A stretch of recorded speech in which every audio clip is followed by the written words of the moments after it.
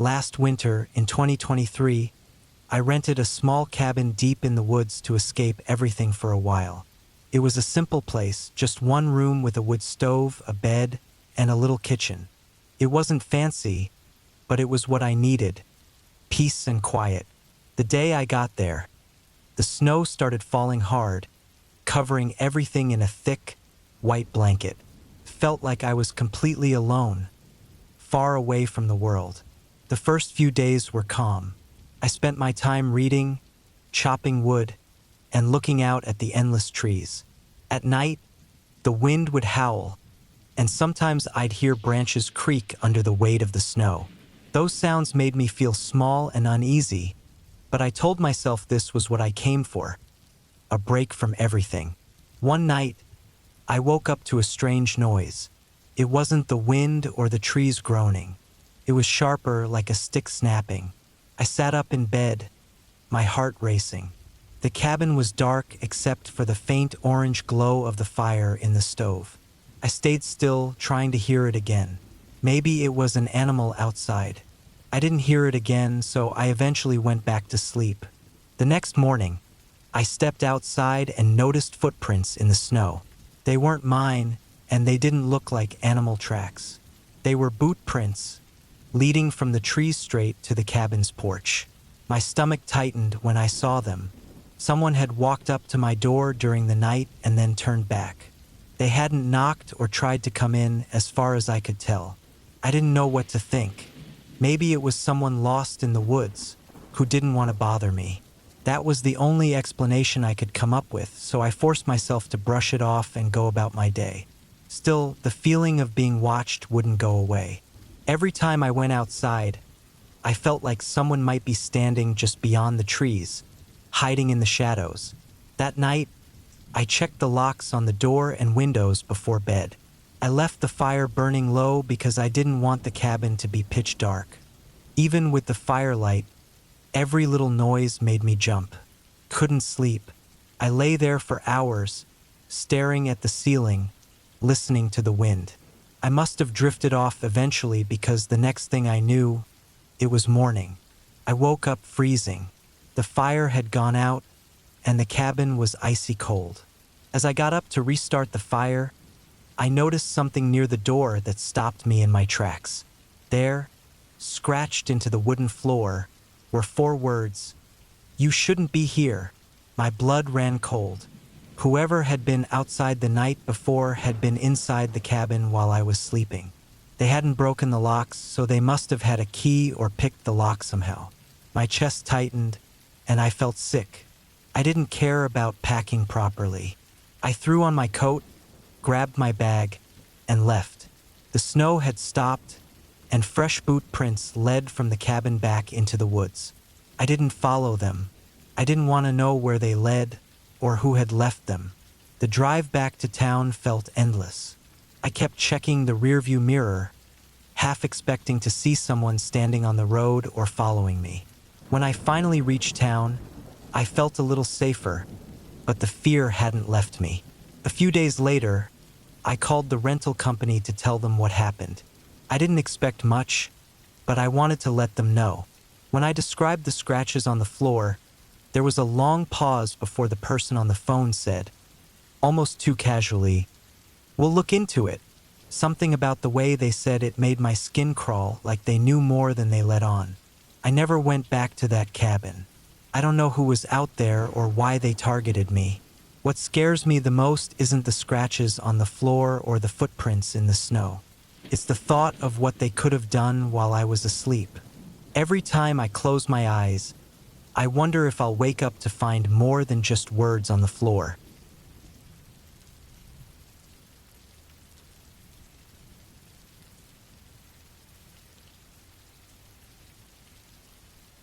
It had been raining all evening, a cold, steady drizzle that soaked everything and made the forest look darker and more tangled.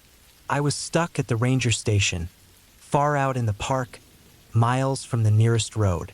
I had done solo night shifts before, but this one felt different.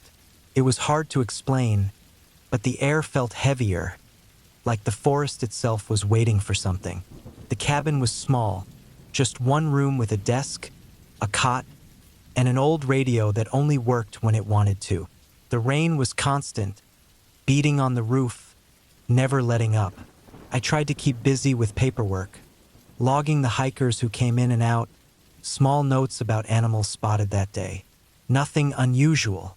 Should have been an easy, boring night. Then, around 10 p.m., I heard a sound outside. It was sharp, metallic, and loud enough to cut through the noise of the rain. I froze, pen in hand, listening. The rain usually drowned out everything, but this sound was clear. It came from the tool shed behind the cabin. It wasn't the wind. It wasn't an animal. It was something heavy, deliberate. I grabbed my flashlight and raincoat, trying to steady my breathing. The shed was only about 30 feet away, but walking out there in the dark and rain made it feel much farther. My flashlight cut through the rain in a shaky beam as I trudged through the mud. My boots squished with every step. The shed door was closed, but it wasn't locked. I opened it slowly, the hinges creaking. Inside, my flashlight swept over the shelves and walls. The tools were all where they were supposed to be, neatly hung on hooks or placed on the workbench. Then I saw it. A crowbar was lying in the middle of the floor. I knew it hadn't been there earlier. I picked it up, feeling its weight in my hand. Everything else looked untouched. I told myself the wind might have knocked it off a shelf, but that didn't make sense. It wasn't even near a shelf. My skin prickled as I locked the shed and headed back to the cabin. Once inside, I put the crowbar on the desk and tried to shake off the uneasy feeling creeping over me. The rain was heavier now, slamming against the windows. I checked the locks on the door and windows twice before sitting back down. But I couldn't focus. Every little creak of the cabin made me flinch. The wind howled, and the trees groaned outside. It was as if the forest was alive, pressing in closer. At midnight, the power went out. Everything went black except for the faint glow of my flashlight. My chest tightened. The generator was outside, about 20 yards down a short path. I didn't want to go out again, but I couldn't just sit there in the dark all night. I grabbed the flashlight and stepped out into the rain. The path to the generator was slick, and the wind whipped the rain into my face. The small shed that housed the generator felt impossibly far away. When I reached it, I opened the door and shined the flashlight inside. The air smelled of oil and wet wood. The problem was obvious right away. The fuel line had been cut. Not worn or broken, but sliced clean. My stomach dropped.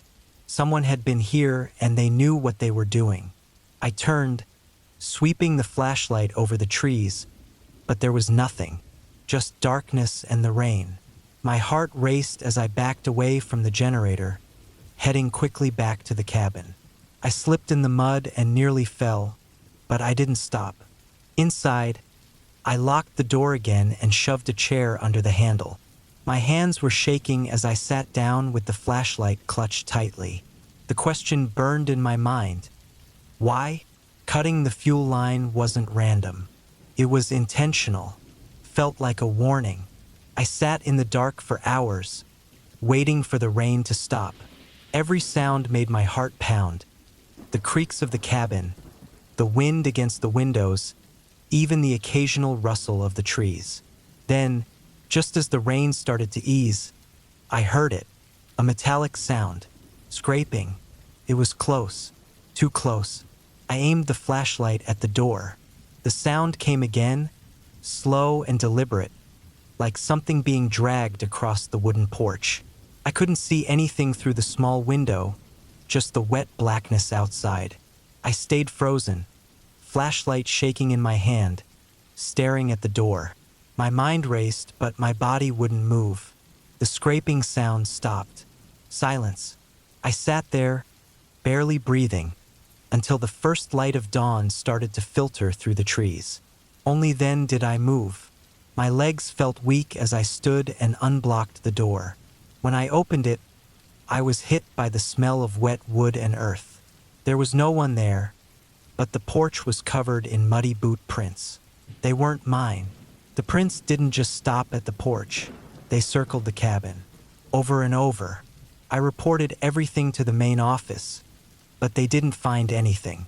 No signs of a break-in, no stolen tools, nothing that explained the boot prints. They said it was probably some drifter messing around. But here's the thing, those prints weren't just outside. When I looked closely at the floor inside the cabin, I found faint, wet footprints leading from the door to the cot in the corner. Whoever had been out there wasn't just watching me from the woods. They had been inside the cabin.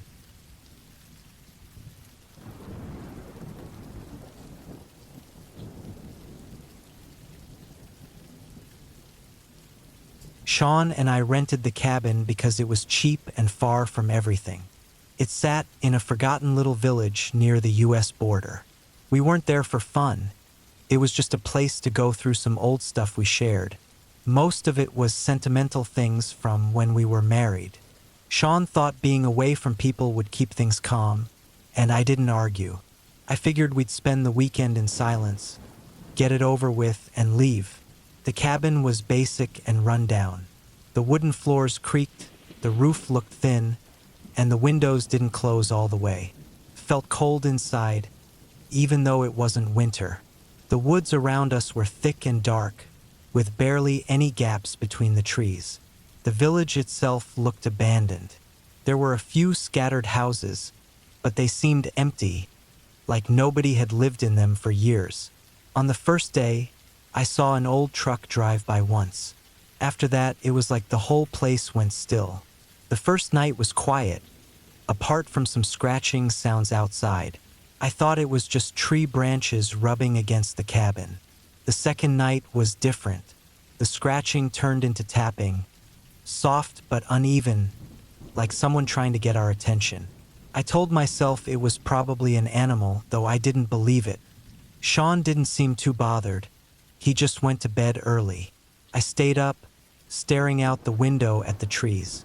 They seemed darker, closer, like they were pressing in on the cabin. On the third morning, we noticed something that didn't make sense.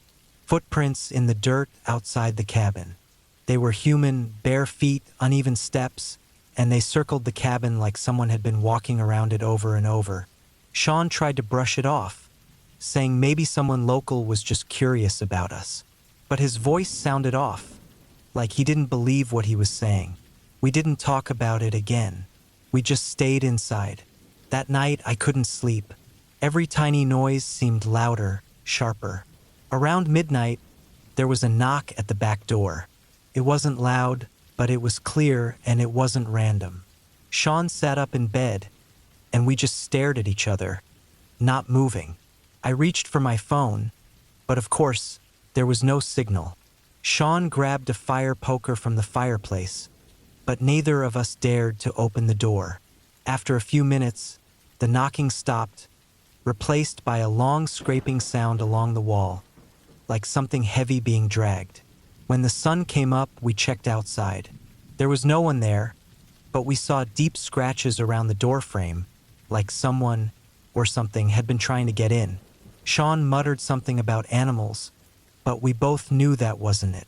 By the fourth night, we locked everything. The windows, the doors, anything that could open, we made sure it was shut tight. But the noises came back, louder this time. The tapping and scratching felt closer, more focused, like they were trying to find a way in. At one point, I thought I could hear breathing outside the window. Slow, steady, like whoever was out there wasn't in a hurry.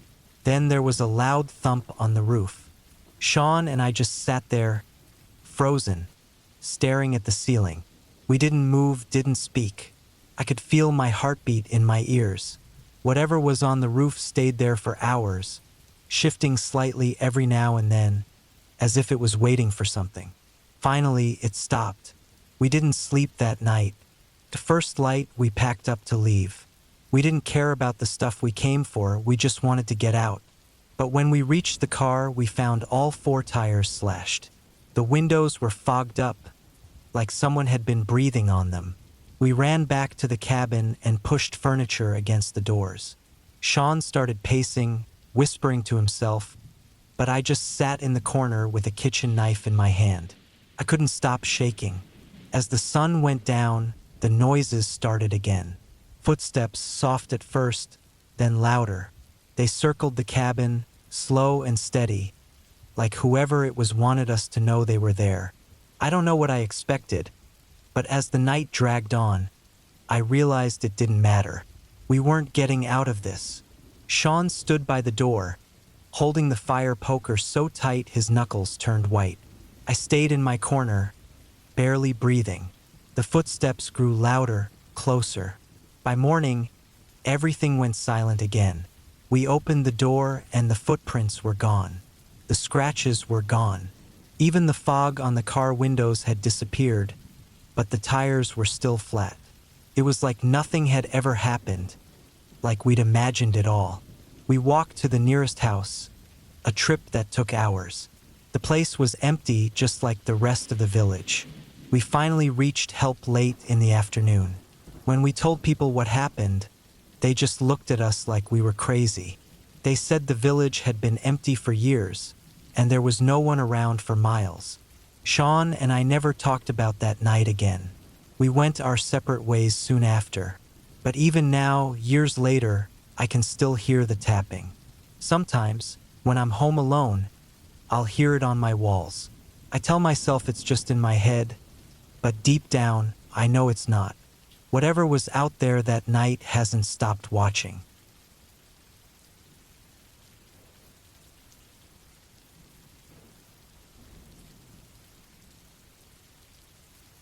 I was 29 when I moved into the cabin. It wasn't anything fancy or cozy like you see in pictures. It was small, run down, and deep in the woods. The kind of place you wouldn't find unless someone told you about it. I got it after my uncle passed away, a man I barely knew. I thought moving there would be a good way to start fresh after leaving the city behind. At first, I liked the quiet, but it didn't take long before the loneliness started to get to me. One of the chores I had to do every day was chopping wood. The cabin had an old wood stove for heat, and if I didn't keep it going, I'd freeze. There were plenty of trees around, so I didn't have to go far, but it felt like I was always behind. Every morning, I'd grab the axe and head to the same clearing behind the cabin. It wasn't far, just a short walk through the trees, and there was always plenty of fallen branches and dead trees to work with. The morning it happened, something felt strange as soon as I stepped outside. The air was heavy, like before a storm, but there was no wind. The woods were completely quiet. No birds, no rustling leaves, nothing. Felt wrong. I tried to ignore it, telling myself I was just in a weird mood. I'd been living there for 3 months, and being alone that long can mess with your head. I told myself to focus and got to work. The clearing was about 200 feet from the cabin. I picked a good log and started chopping, the sound of the axe hitting the wood cutting through the silence. After a while, the rhythm of it calmed me down. The pile of split logs grew, and I was sweating even though the air was cold. I kept going until I felt like I had enough to last a couple of days. That's when I saw them, footprints in the snow. At first, I thought maybe they were mine, but they didn't match. These weren't animal tracks either. They were boot prints, big and deep. The thing that sent a chill through me was how fresh they looked. They hadn't been there when I got to the clearing. I followed the tracks with my eyes. They weren't coming toward the cabin or heading away from it. They circled the clearing, almost like whoever made them had been walking around me while I was working. My stomach knotted up. The nearest neighbor was miles away, and no one should have been out here. I scanned the trees, looking for movement, but the woods were still. Too still. The snow was untouched except for my path and the strange tracks. Something about them felt wrong. They didn't sink as deep into the snow as they should have, like they weren't made by someone walking normally. It looked almost as if they'd been pressed into the snow from above. I told myself to keep working, even though my nerves were on edge. I kept glancing over my shoulder every few minutes, feeling like someone was watching me. The sun was getting lower, and I didn't want to be out there after dark. I hurried to finish, loaded the wood into the sled, and started back toward the cabin. Halfway there, I felt it again, that strange, heavy silence, the kind that makes your skin crawl. My breath came out in quick, white puffs as I stopped and turned around. Sure, I'd see someone behind me, but there was no one. Just the trail of sled marks in the snow and the trees standing still like they were holding their breath. I rushed back to the cabin, locked the door, and dropped the wood near the stove. My hands were shaking as I put the axe down, but when I looked at it, my heart nearly stopped. The blade wasn't clean anymore. It had blood on it.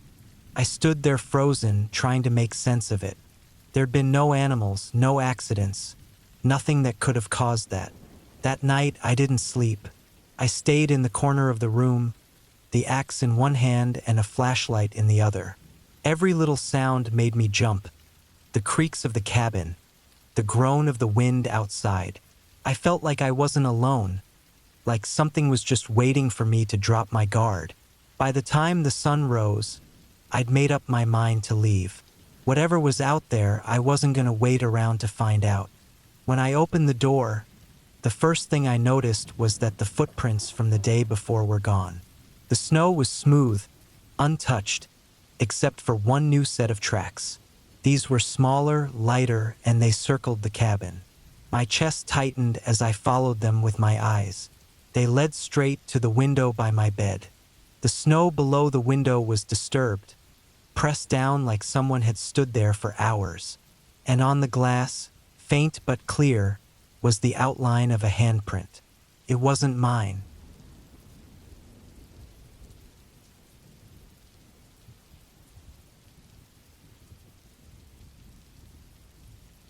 I decided to spend the weekend alone in a cabin out in the middle of nowhere. It wasn't much, just a small, old cabin with squeaky wooden floors and a damp smell that made the air feel thick. My friend owned it and let me borrow it for the weekend. He told me it was the perfect place to relax and get away from everything. The idea of no internet or phone service seemed nice at first. But once I was there, the isolation started to feel a bit unsettling as the sun set and the woods around me got darker. The first day was fine. I walked around the area, took a few pictures of the trees and the lake, then sat inside with a book as it got dark. That night, I heard strange noises outside, some rustling in the bushes and what sounded like something scratching the walls. I told myself it was just animals, but I couldn't shake the feeling of unease. I didn't sleep well that night. The next morning, I woke up with a sharp itch on my right arm. There was a small, red bump on my skin, surrounded by a little rash. I thought it was just a mosquito bite, so I put some lotion on it. But as the day went on, the itch didn't go away. It got worse, and I started to feel a bit dizzy, but I ignored it. I was too distracted by everything around me to eat much. By evening, the itching turned into a burning feeling. When I looked at my arm, the rash had spread, and the bump was bigger, almost swollen. My head felt light, and I figured it was because of the heat and lack of food. I didn't think much of it at first. That night, I heard the same scratching noises again, but this time they were louder. I looked toward the window and noticed something tapping lightly on the glass. I froze, staring at the window, but there was nothing there. I quickly locked all the doors and windows, trying to calm myself down before crawling into bed. The next morning, I woke up to find the bump on my arm had burst open. A yellowish liquid was oozing out, and the skin around it had turned a dark red. I panicked, rushed to the sink, and tried to clean it. But as I did, I saw something moving inside the wound. My stomach dropped. It was a small, squirming creature under my skin. My hands started shaking, and I couldn't believe what I was seeing. It had to be some kind of bug, I thought. I'd heard of insects that lay eggs under your skin, but I never thought it could actually happen to me.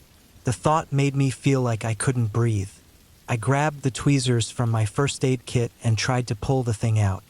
As I tugged, a sharp pain shot up my arm, and more of the yellowish liquid came out. What I pulled out was a nightmare. A pale, wriggling larva, thick and disgusting, squirming between the metal tips of the tweezers. I dropped it into the sink and smashed it with a bottle, but the relief didn't last long. When I looked back at my arm, I saw more movement. There were more of them underneath the skin. I couldn't stay there any longer. I grabbed my keys, threw my things in a bag, and ran to the car, my arm pulsing with pain. The drive back to town felt like it took forever. The pain spread up to my shoulder and down to my hand. By the time I reached the hospital, my hand was so swollen I could barely grip the steering wheel. The doctor didn't waste any time. As soon as he saw my arm, he rushed me into a treatment room. He told me I had something called cutaneous myiasis. Flies lay their eggs in open wounds, or sometimes even on your skin, and the larvae burrow into your flesh. I must have brushed against one while hiking near the cabin. The larvae hatched and fed on my skin. The doctors cleaned the wound and removed what was left of the larvae. They warned me that I wasn't out of the woods yet. There was a real chance of infection, and I would need to come back every day for cleaning and antibiotics. They told me I was lucky to have caught it early, but I couldn't shake the thought of those things crawling under my skin. I kept wondering if there were more of them out there, waiting for their next victim. I couldn't stop thinking about that cabin and how, even now, there might be things out there, hidden, waiting to crawl into anyone else who steps into those woods. I don't think I'll ever go back there, but sometimes, when I close my eyes at night, I swear I can still feel something moving just beneath my skin.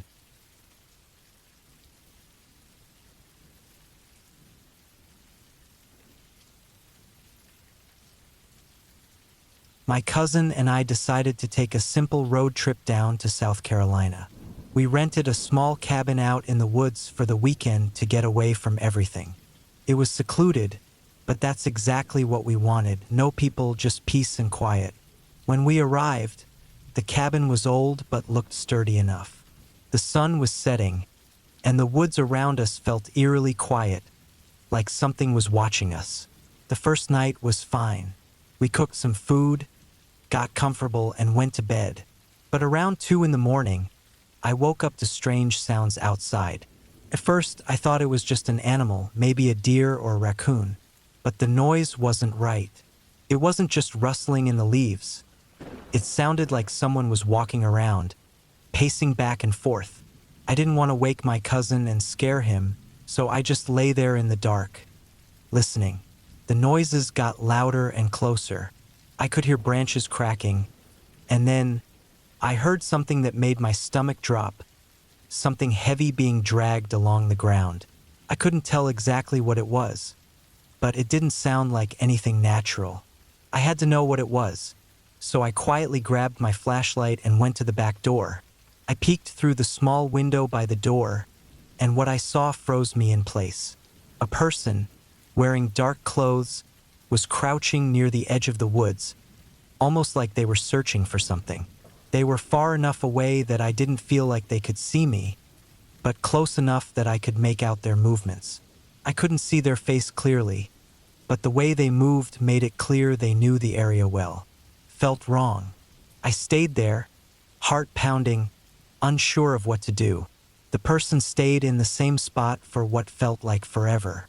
Finally, they stood up and walked into the woods. My gut told me to stay inside and keep the lights off. I didn't want to draw attention to the cabin, and I definitely didn't want to see what else was out there. The next day, I told my cousin a bit of what had happened, but I didn't mention everything. We spent the day hiking around the woods, but I couldn't stop thinking about what I'd seen the night before. At one point, while we were walking near the edge of the woods, I found a strange footprint.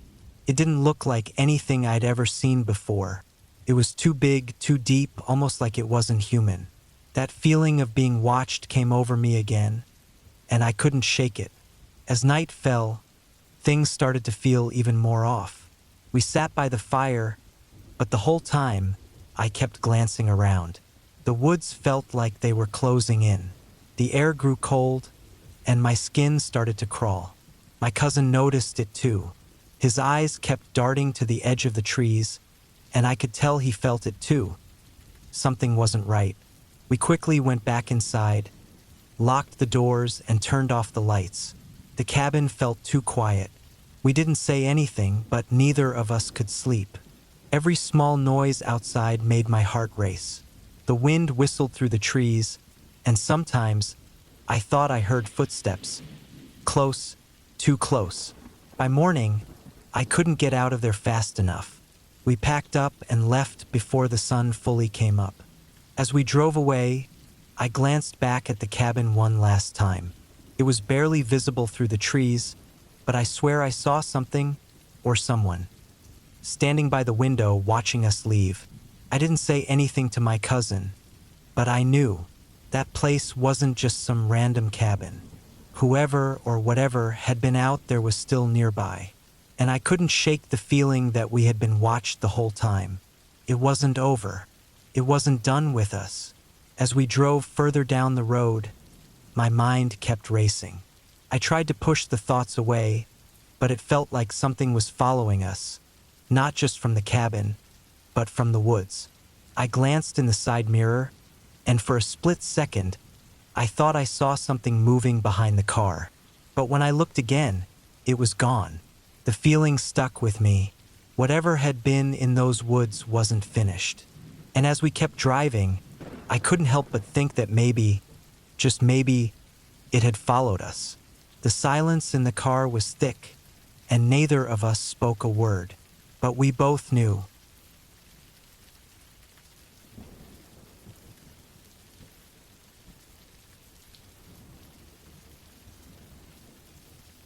I had been driving all day, trying to get to the cabin I'd rented in the woods. It was a place I'd picked for the weekend, hoping for some quiet and alone time. It had been a while since I had gotten away, so I was looking forward to finally getting there. The road was narrow, surrounded by trees that seemed to close in on me as the day turned into night. The air was cooler as I pulled up, and the cabin sat there, looking older than the pictures had shown. The wood was worn, and the porch creaked under my feet. The inside was no better. It was small, dusty, and smelled like old wood, but it was fine. I unpacked my bags, made a fire in the stove, and sat down with a book. The fire crackled, and I could hear the occasional creak of the cabin, but nothing unusual. It was peaceful, at least for now. That night, the wind picked up and made the trees outside rustle. It sounded almost like whispers, but I told myself it was just the wind. I had heard noises like that before in the woods. I tried to ignore it, but then a loud bang came from the other room. My body froze. My heart pounded in my chest. I couldn't shake the feeling that something wasn't right. Maybe it was just a window banging in the wind or something that fell over, but deep down, I knew it wasn't. I grabbed a flashlight and slowly walked down the dark hall. My footsteps echoed in the empty cabin. The living room was empty. Everything looked just the way I left it. I checked the kitchen and the bathroom, but there was nothing there either. Still, I couldn't shake the feeling. I went back to the living room, and that's when I saw it just outside the window in the dark. A figure. I froze again, staring at the window. It was only a shadow, but I could tell it was a person. They stood there, still as stone. I didn't move, not even when the figure took a step closer to the window. The light inside didn't shine far enough to see details, but I could make out enough to know it was a person, standing perfectly still. For a second, I wondered if it was someone else renting a cabin nearby, but something about how still they were felt wrong. It wasn't normal. I backed away from the window, my hand shaking as I grabbed my phone from the table. The signal was weak, but I managed to call the property manager's number. It went straight to voicemail. My stomach dropped. I felt the weight of being so far from anyone, all alone in the woods. What was I supposed to do? I checked all the doors and windows again, making sure they were locked, but my mind kept racing. I decided to wait it out. I didn't feel safe going outside at night, not with whoever or whatever was out there. The fire was slowly dying, leaving the cabin feeling colder. It was dead silent except for the wind outside. Hours passed. The wind howled louder, and I lay on the couch, my eyes glued to the window, waiting for something, anything to happen. The shadow outside never moved. I didn't sleep at all. When morning finally came, I cautiously opened the door and stepped outside. The forest was still. It was peaceful, almost too peaceful. There was no sign of anyone being out there. The ground was untouched. Nothing was out of place. I walked around the cabin, checking the area. There was no sign of anything or anyone. No footprints, no broken branches, nothing. I packed up quickly. I didn't stay another night. I couldn't explain what had happened, but I wasn't staying to figure it out. When I got home, I tried to forget the strange feeling, but it stuck with me. I kept thinking about what I had seen, and the more I thought about it, the more I wondered if I had imagined it all. But deep down, I knew I hadn't. I never went back to that cabin, and I don't think I ever will. As for the night I spent there, I still don't know what I saw.